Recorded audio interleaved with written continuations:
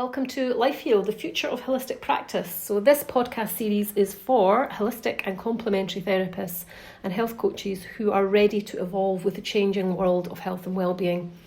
It is for you if you are out there trying to live your dream job and your dream purpose and are feeling that a bit disillusioned and a bit lost, and feeling that perhaps whatever you've trained in and the stuff that you're doing out there is a little bit out of date, or that you are not quite hitting the mark and it's not the idyllic life that you hoped it would be.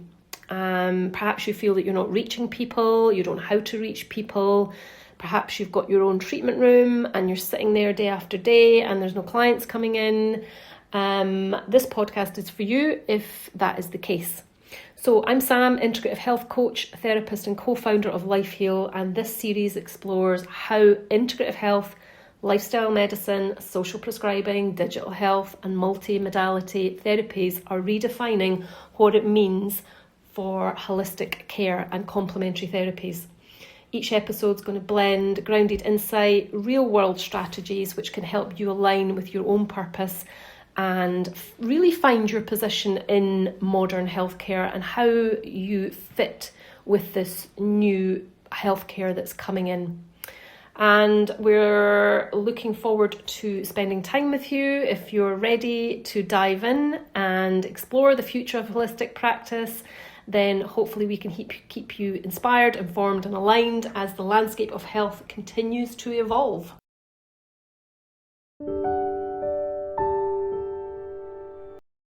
Welcome to episode 12. So a little bit of a off-piste episode. It's just off the back of our little trip to London. We were just back last night and I just wanted to share the inspiration I got with you, and hopefully that will inspire you. I am out walking the dog, so once again, so excuse me for any external noise.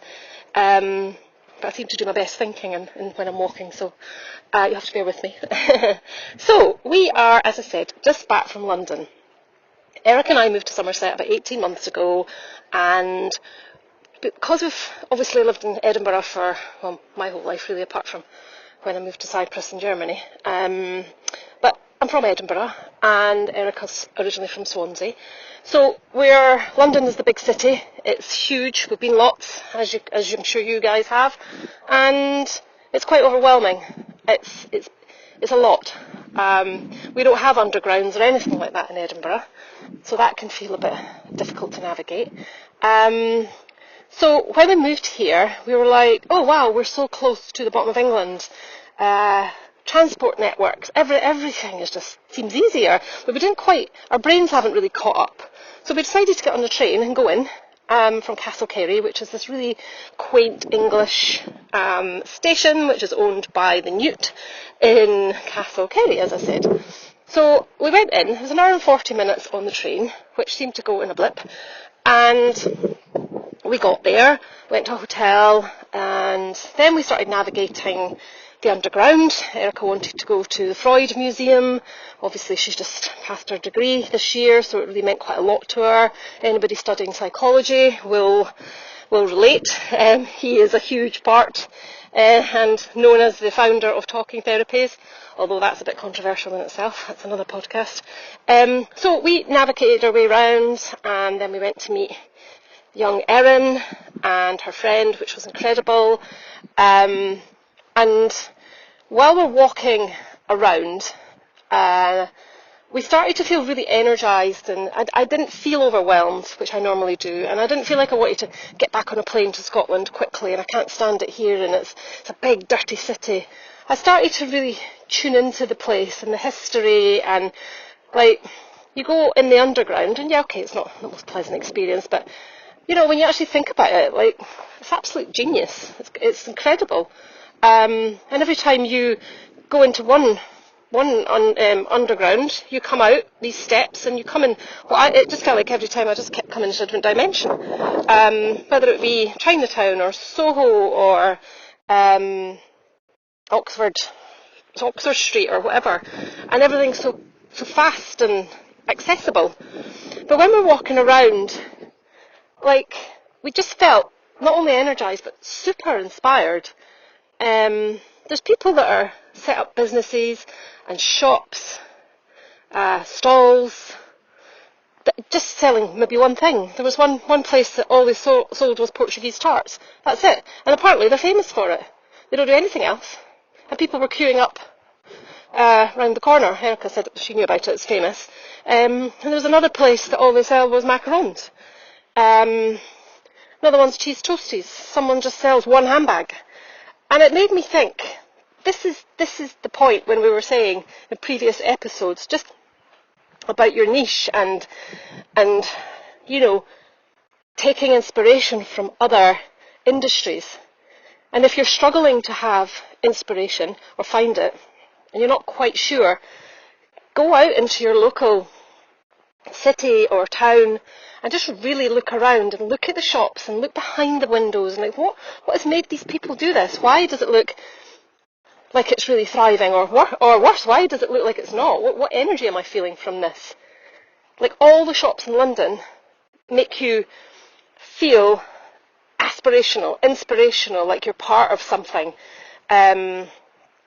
Like you want to live there. In Covent Garden, for instance, it's just people, living their dream, I suppose. And each business has got a whole machine behind it, and behind that machine are people that are trying their best to realise that dream.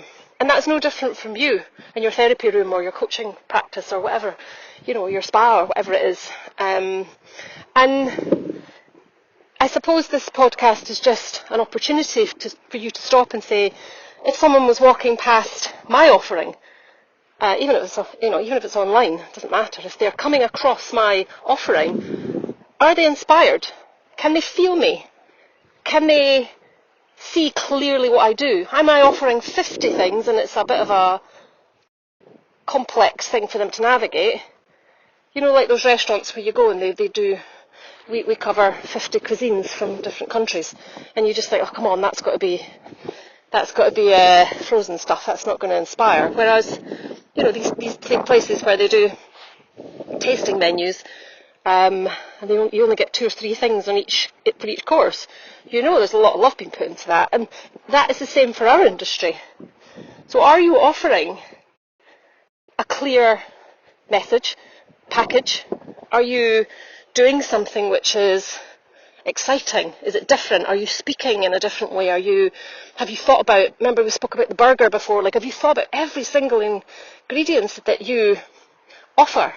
Down to your oil, down to your quality of your towels. And that's what these businesses are doing.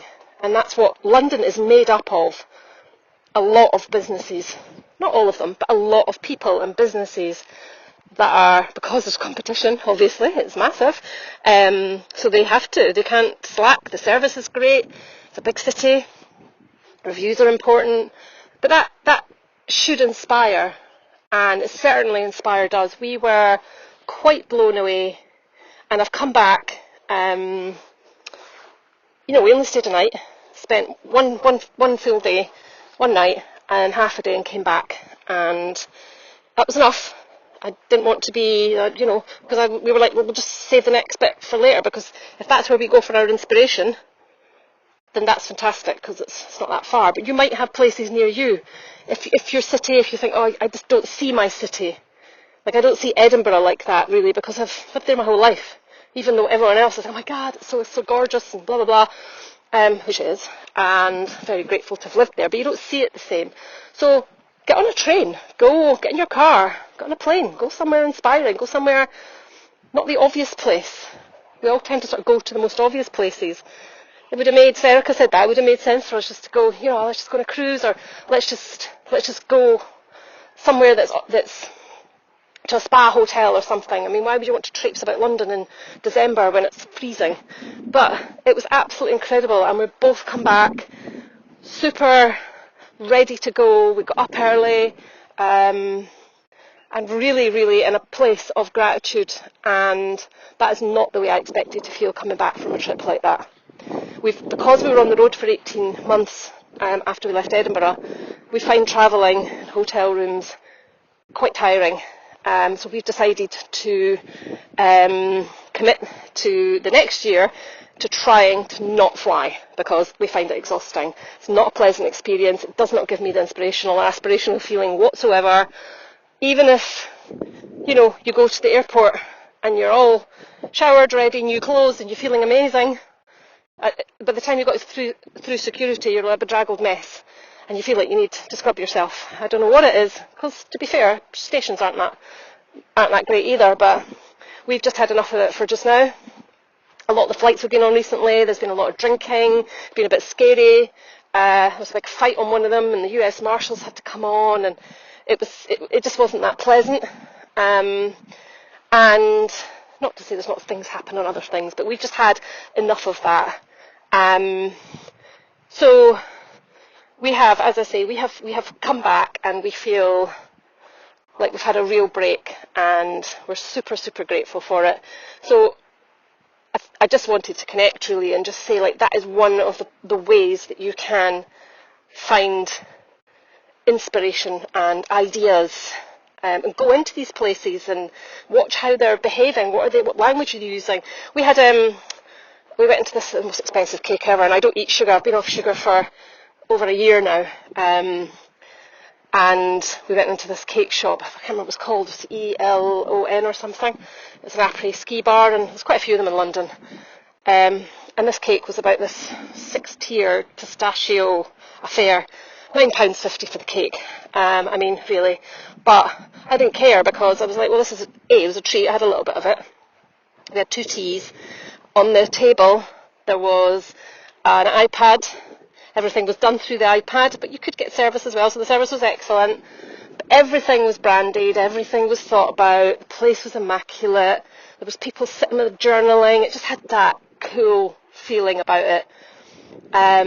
So have a look at your own place. Like, what could you bring in that makes people feel that way? Like, everything in London's new, I suppose, isn't it? Like, everything's flagship, and even the Primark's different, I suppose.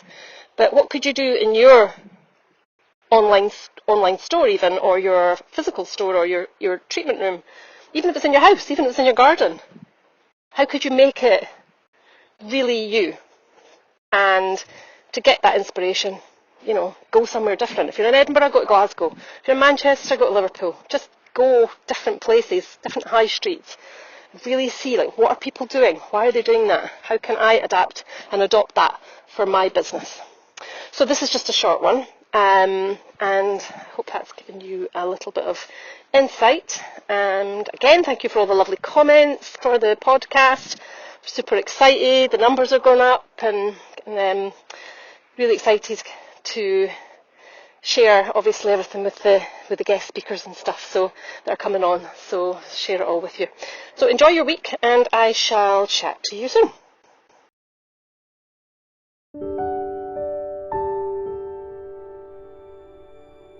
Just a quick one before we go. If you have enjoyed this podcast, you'd like to connect with Erica and myself and be part of our community, LifeHeal. We're on Instagram and on Facebook as the LifeHeal Journey. We've also got a website where you can find lots of free resources, blog posts and things like that. You're more than welcome to look us up. It's www.lifehealjourney.com. We have a Facebook group with over 1,000 people in it and beautiful souls, and you're welcome to come in and have a look around and chat to people. That is LifeHeal Lifestyle. And finally, if you want to deep dive a bit more thoroughly, then we have lifehealuniversity.com, and that is our online platform, and it's a subscription platform. It's £27 a month, and you get lots of different courses, meditations, there's a book club, and it's just a little bit more serious than the Facebook group. So you're welcome to reach out to us in any way you like. There is a contact section on our website, so if you've got any questions, we love to connect with people. So feel free to message us, give us a shout with your story, and we look forward to seeing you in the next episode.